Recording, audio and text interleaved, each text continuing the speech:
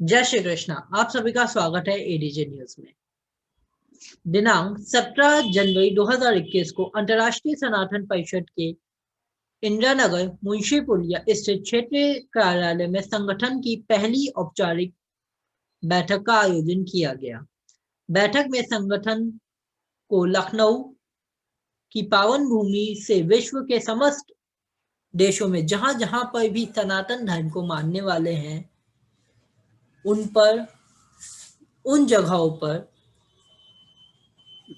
पहुंचाने की रणनीति पर विचार व विमर्श किया गया। अंतर्राष्ट्रीय सनातन संगठन परिषद के राष्ट्रीय अध्यक्ष मयंक श्रीवास्तव जी ने बैठक की अध्यक्षता की। बैठक में श्री अनिल श्रीवास्तव जी, राष्ट्रीय संगठन मंत्री, अधिवक्ता श्री सचिन जयेश जी, राष्ट्रीय महामंत्री, श्री आशीष गुप्ता जी, राष्ट्रीय मंत्री सूचना एवं प्रौद्योगिकी, श्री आदित्य नारायण, राष्ट्रीय प्रमुख आईटी सेल, श्री अखिलेश निगम, राष्ट्रीय जनसंवाद ने सहभागिता की। बैठक में मुख्य अतिथि के रूप में श्री पर्वत ग्रुप के संस्थापक श्री मनोहर पर्वत जी भी मौजूद रहे। इसी मीटिंग की आइए कुछ तस्वीरें और वीडियोस हम आपको दिखाते हैं।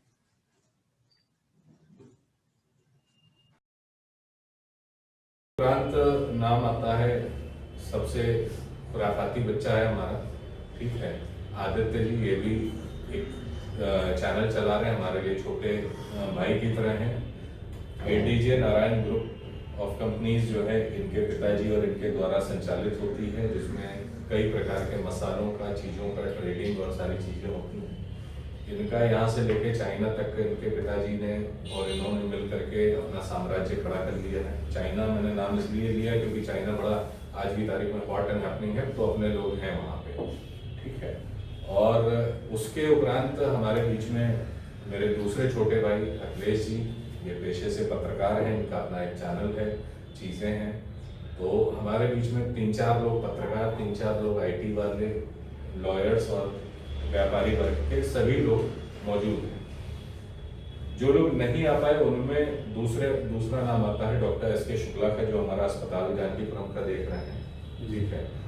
और उनको डिस्टर्ब करना मैंने उचित इसलिए नहीं समझा क्योंकि चिकित्सक जो है वो चिकित्सक पेशे से भी चिकित्सक होता है, दिमाग से भी चिकित्सक होता है। समाज में अगर उनका उपस्थिति होती भी है तो वो ये कहते हैं भैया आप जो ठीक लगे कर लीजिए, हम सहयोग में हैं।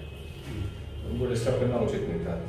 उपाध्यक्ष के रूप में हमारी श्रीमती जी हैं, तो वहाँ मेरी कुछ नहीं चल रही, तो मुझे आज थोड़ा बुखार मारना था अध्यक्ष के रूप में, तो मैंने कहा उनको बुला के अपनी गाइड डाउन करूँ, उनको घर पे छोड़ दिया।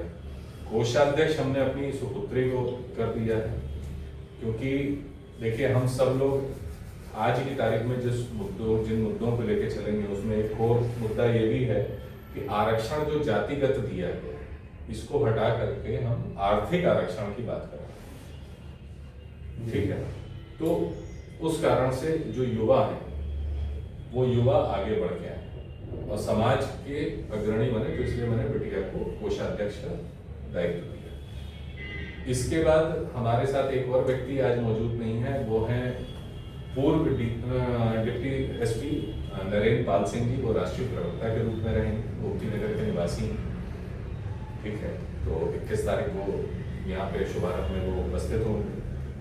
अपने आप में एक अचीवमेंट है कि हमारा डिप्टी SP हमारे अधीनस्थ कार्य करने को स्वीकार करता है और राष्ट्रीय प्रवक्ता के रूप में काम करता है। उनको राष्ट्रीय प्रवक्ता इसलिए हमने नियुक्त किया क्योंकि डिप्टी SP से रिटायर होने वाला आदमी कानून को बारीकी से जानता है, दूसरा मैच्योर्ड आदमी है, तो कहीं भी पत्रकारों के या मीडिया के या जनता के सवालों को जवाब देने में बहुत ज़्यादा ना तो वो उत्साहित हो जाएगा, ना बहुत ज़्यादा डिप्रेस हो जाएगा या डिमोरलाइज हो जाएगा, बैलेंस जवाब वो दे पाएगा, ठीक है ना। बाकी मेरे बारे में आप सब लोग जानते ही हैं, ठीक है। अब बात आती है कि हमारा जो मूल उद्देश्य है कि मूल उद्देश्य हमने संगठन क्यों बनाया। देखिए वैसे तो आज की तारीख में जो हमने इस संगठन को बनाने से पहले अपना रिसर्च किया, पूरे भारतवर्ष में तकरीबन छोटे बड़े मिला करके 4 लाख 4.25 लाख हिंदूवादी संगठन हैं। इसमें से आप लोगों को जानकर बड़ी हैरत होगी कि तकरीबन 3 लाख संगठन भाजपा के 2014 में सत्ता में आने के बाद रजिस्टर हुए, यानी उसके पहले 1.25 लाख 1.5 लाख के आसपास संगठन थे। तो संगठन तो हर दूसरा आदमी खड़ा कर देता है, लेकिन उसमें क्या है कि या तो बहुत सारे लोग क्या करते हैं कि वो शादियां कराना शुरू कर देते हैं, या गरीब बच्चों के लिए फ्री एजुकेशन का शुरू कर देते हैं, या जो है थोड़ा बहुत अपने ब्लैक वाइट को एक छतरी मिली रहे तो इसलिए संगठन का निर्माण कर देते हैं कि हम रिटायरमेंट के बाद भी हम अधिकारी थे तो हमारे पास ये आवागमन रहा चीज़ों का, उसके बावजूद हम किसी उसमें न फंसे तो बैठे रहें।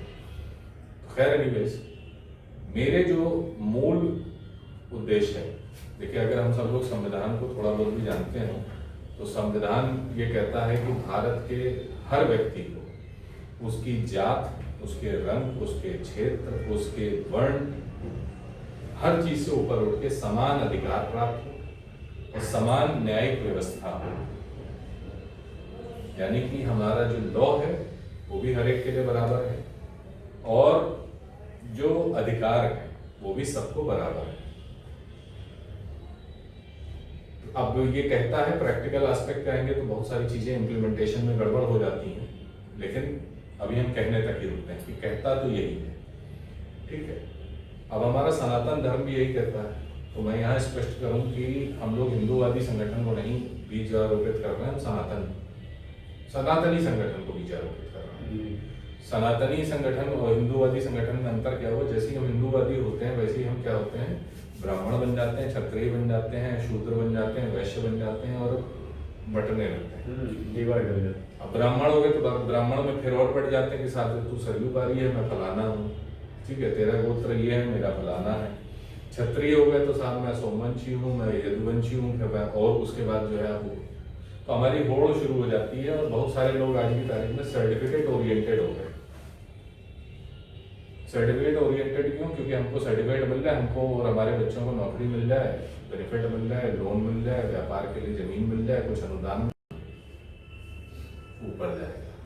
और आदमी को क्या रहेगा कि आप साहब इनकी सदस्यता लो तो अंडर वन रूफ, एक छत के नीचे आपको हर प्रकार की सुविधा मिलेगी। तो आदमी का इमोशनल अटैचमेंट भी होगा आपसे, क्योंकि आप युवाओं के बारे में भी सोच रहे हैं, माता पिता के बारे में भी सोच रहे हैं, बूढ़े बुजुर्ग जो दादी बाबा हैं उनके बारे में भी सोच रहे हैं। तो हम उनके परिवार के हर सदस्य के बारे में जब प्लान कर रहे हैं तो वो हमारे साथ भावनात्मक अटैचमेंट में भी आएंगे। तो ये मेरी थोड़ी सी वर्किंग है जो मैंने आप लोगों के साथ शेयर की। मैं चाहूंगा कि इस पे 1 मिनट का मुझे समय दीजिए। हेलो। जैसा कि आपने देखा कि किस तरह से बैठक में रणनीति डिसाइड हुई और उसका आगे क्रियान्वयन किया गया। ऐसी ही और खबरें हम आपके साथ लाते रहेंगे। हमसे जुड़े रहें और हमारे चैनल को ज़्यादा से ज़्यादा लाइक और सब्सक्राइब करें। धन्यवाद।